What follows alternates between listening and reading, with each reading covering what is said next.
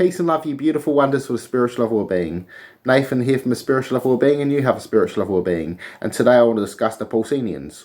Now, the Paulicians are viewed as a Gnostic group. Some historians view them as an early form of protestant. They have a large amount of influences from Marcionism, Gnosticism, Manichaeism, and the Essene view of adoptionism and also Catholicism. Now, their views varied. Some believed that Jesus was a spirit that had always existed and his human form was only appeared to be human as it was an illusion. Some viewed Jesus as a regular human that was adopted by God during his baptism.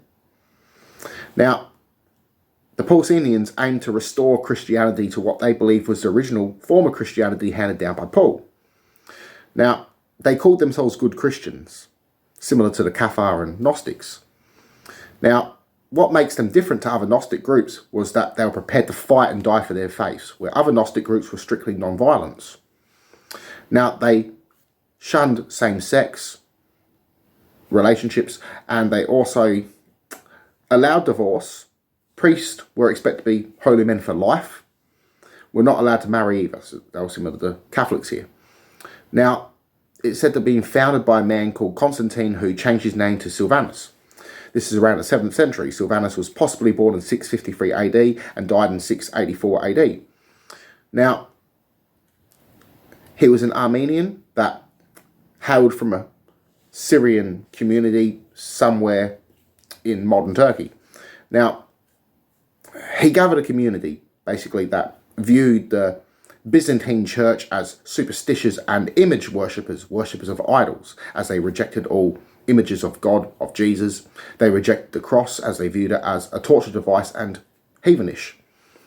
Now, the Byzantine Emperor Constantine II ordered the death of Sylvanus to be stoned to death, but the person who stoned him ended up converting, and their movement was quite popular, and it really flourished during 650 to 872 AD.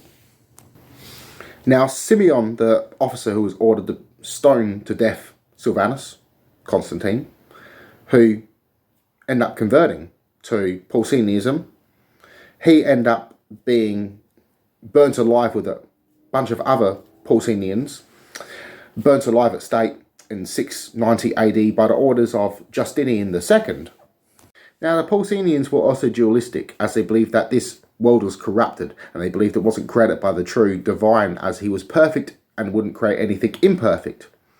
So they viewed that this world was created by the evil demiurge that trapped human souls in order to be worshipped, as he created the flesh.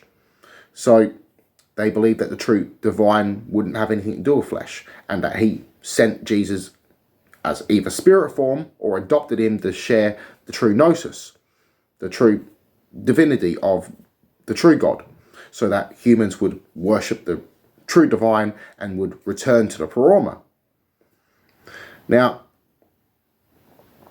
this group also,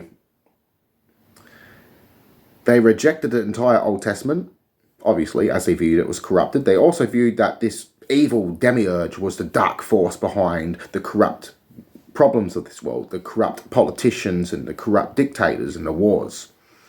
Now, they believed that people would keep reincarnating in this hellish existence, which was earth, and would continue to worship this god and continue to suffer until they come to discover the true divine.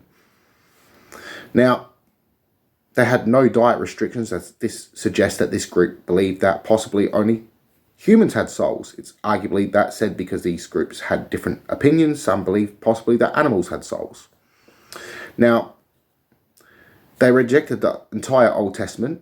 They also rejected the first epistle of Paul, but they accepted the 4 Gospels. They also accepted the 14 epistles of Paul, as they viewed Paul as the true successor to Jesus, to teach Jesus' message. They also accepted the epistles of James and Jude. So peace and love, everyone. I love you all. Connect to in one mind and soul. Namaste.